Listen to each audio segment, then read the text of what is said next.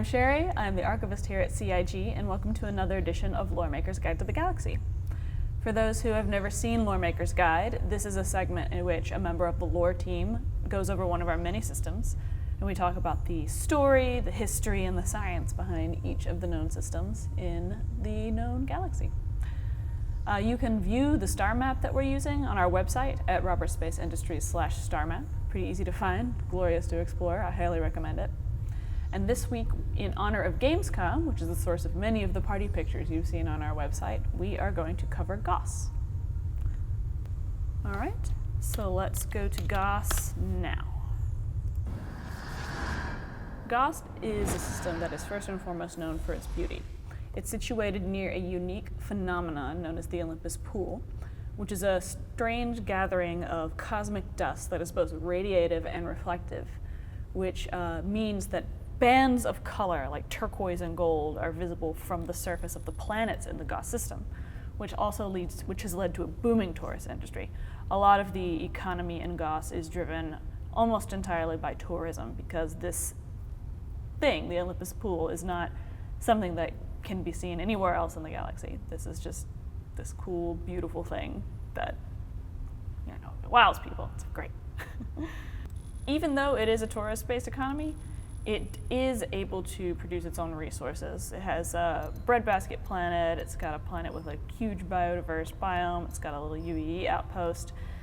It's pretty much the system that has it all. And if I wasn't already living in Tyak as an archivist at the Ark, I would definitely want to live in Goss. So right here, you can see that Goss is a binary star system. You have two K-type main sequence stars, which burn orange. They're a little bit cooler than our own sun, and also more long-lived. For example, the stars in the Goss system are about 14 billion years old, which is over 3 times as old as our own star, just like 4 billion-ish. Now, as you can see here from the orbits, the planets here, they don't go in between the stars, but they circle all the way around it in what's called a circumbinary orbit, also known as P-type. Now, other types of orbits exist, like the S-type, where you will get planets that circle only one of the binary stars, or like maybe you'll have one binary star that's circled and another one that's circled with planets, and those are like for stars that are very, very far apart. But in this case, these stars are close together. They circle around a barycenter, which is it's a center of mass between 2 or more bodies in space. Everything that has an orbit, there's a barycenter involved. Like Earth and Moon. Not everything has an orbit. There's a barycenter involved. Scratch that. I don't know. The Earth and Moon do have a barycenter in between them, but the barycenter is deep within Earth, and so it appears that the Moon orbits Earth at like a central point. And then there are other systems like Charon and Pluto, which have a barycenter that's outside of them, so they appear to just orbit each other, which is the case here with the Goss system.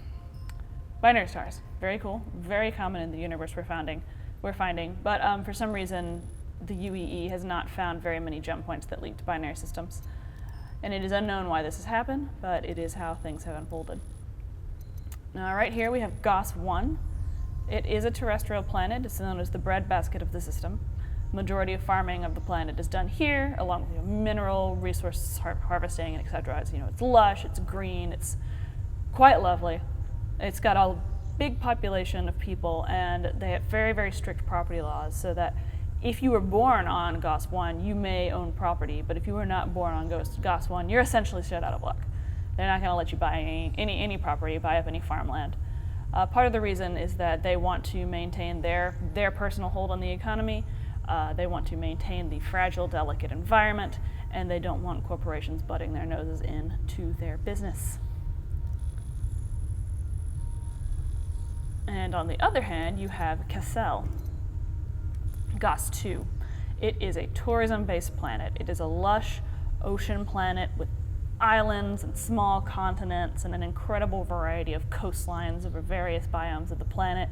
You can get your tropical vacation beach, you can get your Norwegian fjords, you can get your incredible craggy Pacific Northwest beaches. You can get like any beach you can possibly think of is going to be here in Cassel, which is not pronounced castle, and the locals are very, very picky about that.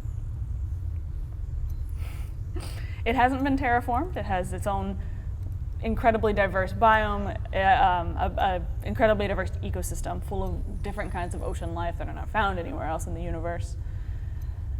And even though it does have this incredibly attractive, lush, oceany, beachy climate, it isn't always entirely successful. It suffered a lot because of the restrictions imposed on it by the Messer regime, and the economy is currently in the process of recovering, which is pretty well illustrated in Lyre, one of the cities on the planet, which is located at the base of a mountain along a beautiful coastline, but they've had a lot of trouble attracting people to their particular city and have consequently weeded out some of the local culture and built in things that they think people might be attracted to, kind of like a Disneyland approach.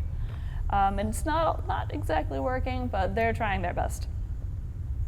Anyway, I would love to visit Goss. I would love to live there. Goss to Cassel. I would love to live there. But as someone who wasn't born on the planet, I might have a little bit of trouble making a foothold. And finally, we have Goss 3, which is home to a UEE naval base and hospital complex.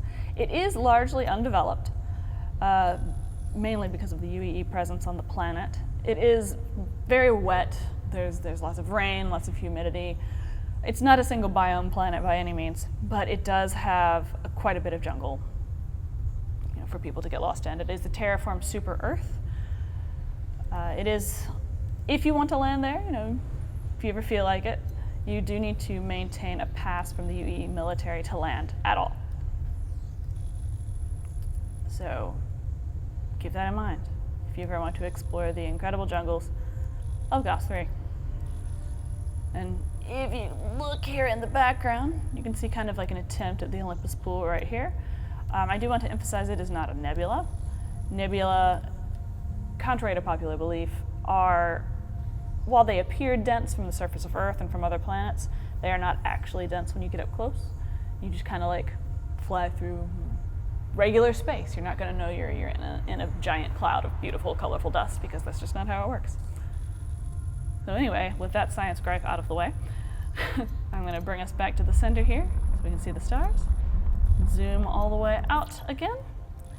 And that is Goss. It is a small system. It's gloriously beautiful. It has many, many jump points. Tourism-based economy, and is fun to visit. If you can live there, you're very lucky. Have a wonderful day, and thanks for watching Loremaker's Guide.